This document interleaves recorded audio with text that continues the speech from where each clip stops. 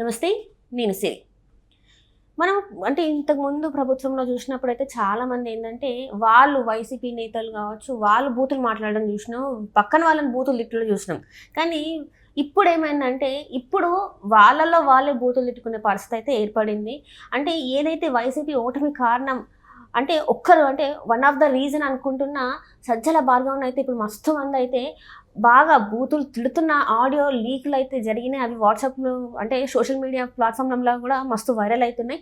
ఏంది మరి ఎందుకు సజ్జల భార్గవని వాళ్ళే ఎందుకిట్లా బూతులతోని తిడుతున్నారు ఏంటనే అంశాన్ని మనకు వివరించడానికి మనతో పాటు ఉన్నారు ప్రముఖ రాజకీయ విశ్లేషకులు కేవీవి ప్రసాద్ గారు. నమస్కారం సార్. నమస్తే అమ్మ. సార్ ఇప్పుడు చూస్తుంటే ఇప్పటివరకు చూసినాం. ఎట్లా అంటే వైసీపీ నేతలు పక్కనోళ్ళని బూతులు తిట్టుడు ఎట్లా పడితే అట్లా మాట్లాడడం మనం చూసినాం. ఫర్ ద ఫస్ట్ టైం ఆళ్ళే తిట్టుకుంటున్నారు. బూతులు తిట్టుకుంటున్నారు. అవి సోషల్ మీడియాలో కూడా మస్తు వైరల్ అవుతున్నాయి.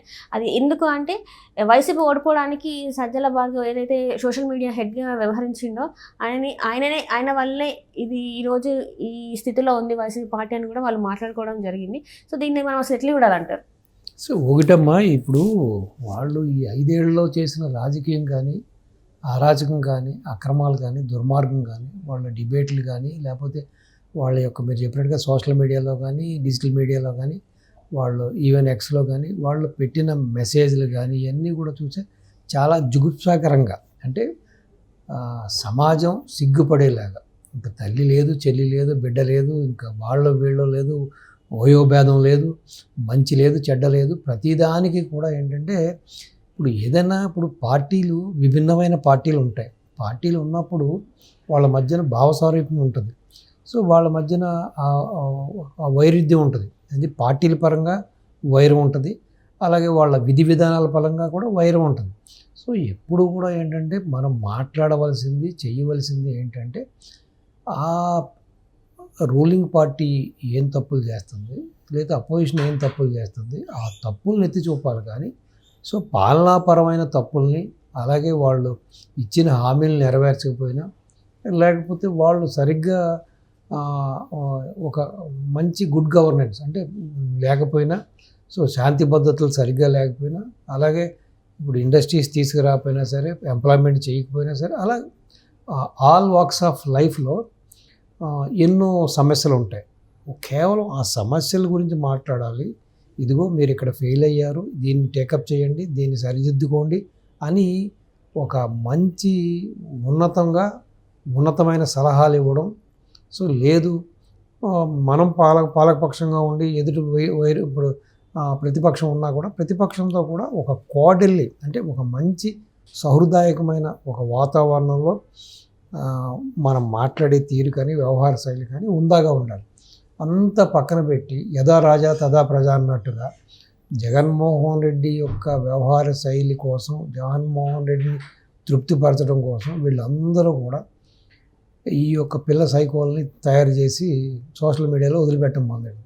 సో సజ్జల భార్గవ రెడ్డి అతను ఒక సైకో, అతనికి ఈ బాధ్యతలు అప్పచెప్పారు కాబట్టి అతను కూడా మితిమీరిపోయిన విచ్చలవిడితనంతో సో వీళ్ళందరికీ కూడా ఎంతసేపు ఎదుటి వారిని, వాళ్ళ ప్రతిపక్షాన్ని ఏ విధంగా మానహననం చేయాలి, ఏ విధంగా వాళ్ళ వ్యక్తిత్వాలను కించపరచాలి, ఏ విధంగా వాళ్ళ కుటుంబ సభ్యులను కించపరచాలి, అంటే ఎవరు వాళ్ళ యొక్క తప్పుడు విధానాల గురించి మాట్లాడినా, వాళ్ళు చేసిన చెడ్డ పనులు కానీ, తప్పుడు విధానాలు కానీ, తప్పుడు పనులు వేస్తే వాళ్ళు నోరెత్తకుండా ఉండడం కోసం ఈ విధంగా ఒక అటాక్ చేయడం అనేది వాళ్ళకి పరిపాటి అయిపోయింది.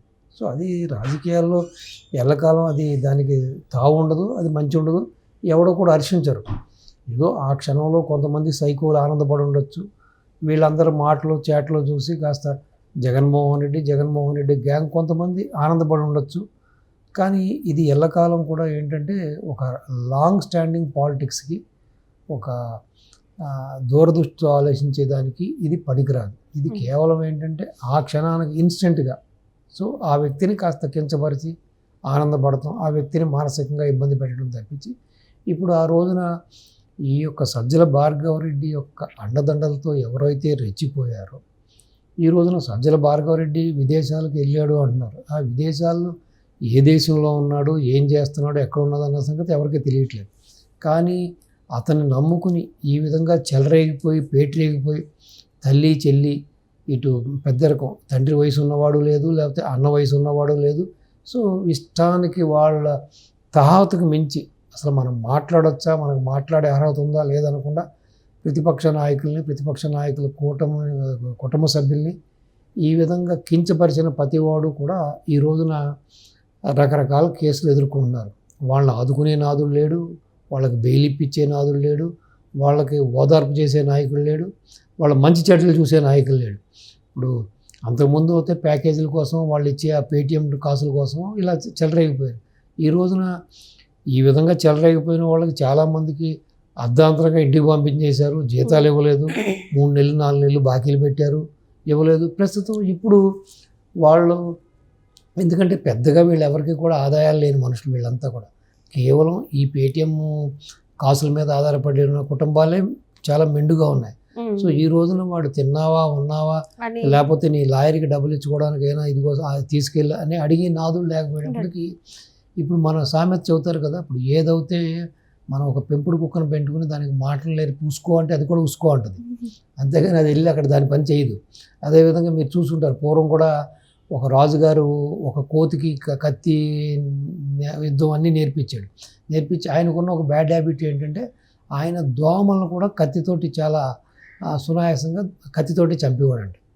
సో ఒక రోజు ఏమైందంటే రాజుగారు నిద్రపోతున్న సమయంలో ఒక ముక్కు మీద ఈగో దోమ వచ్చి వాలితే ఆ రాజుగారు అలా చేసేవాడు కదా.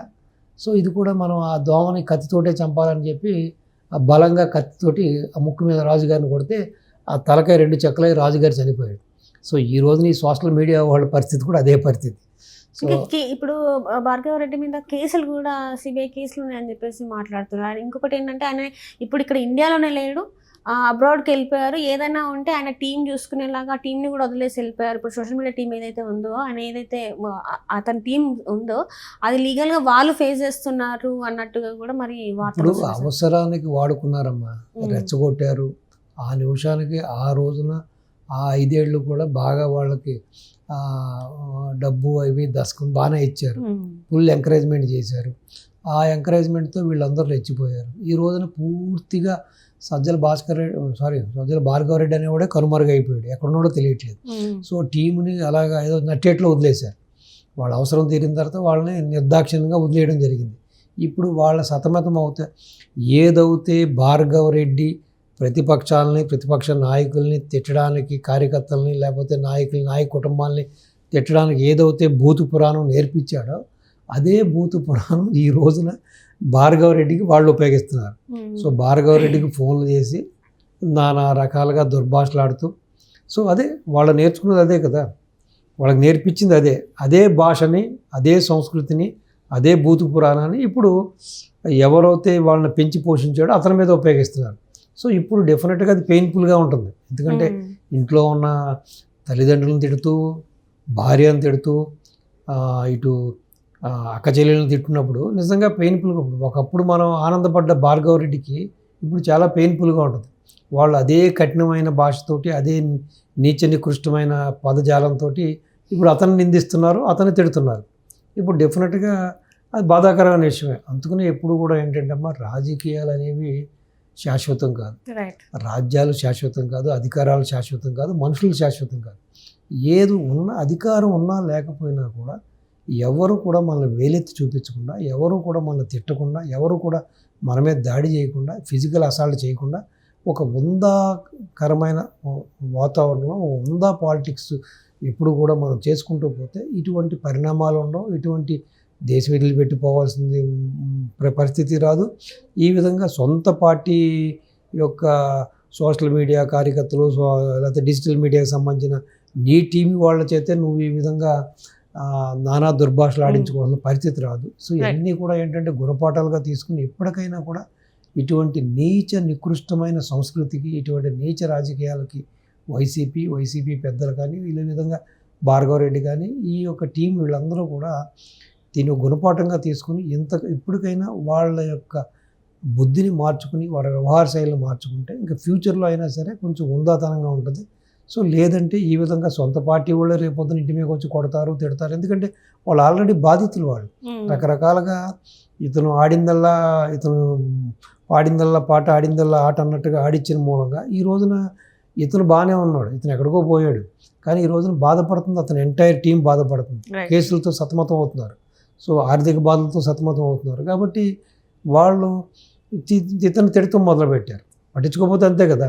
సో కాబట్టి ఇప్పటికైనా సరే జగన్ కానీ జగన్ యొక్క మనుషులు కానీ వాళ్ళ వైఖరి మార్చుకుని ఒక వందా వాతావరణంలో ఏ విధంగా అయితే పవన్ కళ్యాణ్ గారు, నారా లోకేష్ గారు, చంద్రబాబు నాయుడు గారు ఏ విధంగా అసెంబ్లీలో చూసాం ఎంత చక్కగా సమావేశాలు జరిగినాయి, అలాగే బయట కూడా ఎంత చక్కగా వాళ్ళు మీడియా ముందు మాట్లాడుతున్నారు. పార్టీకి సంబంధించిన 3 పార్టీకి సంబంధించిన కార్యకర్తలు నాయకులు ఏ విధంగా ప్రవర్తిస్తున్నారు, ఎంత హుందాగా ఉన్నదో దాన్ని ఆదర్శంగా తీసుకుంటే ఈవెన్ భావితరాలకు కూడా ఒక మంచి మెసేజ్ ఇచ్చినట్టు అవుతుంది. ఇటువంటి చిల్లర రాజకీయాలకి చేయకుండా ఒక అరికట్టినట్టు ఉంటుంది. రైట్ సో ఇది ఒక గుణపాఠం ఇది. Right thank you so much sir. నమస్తే అమ్మా.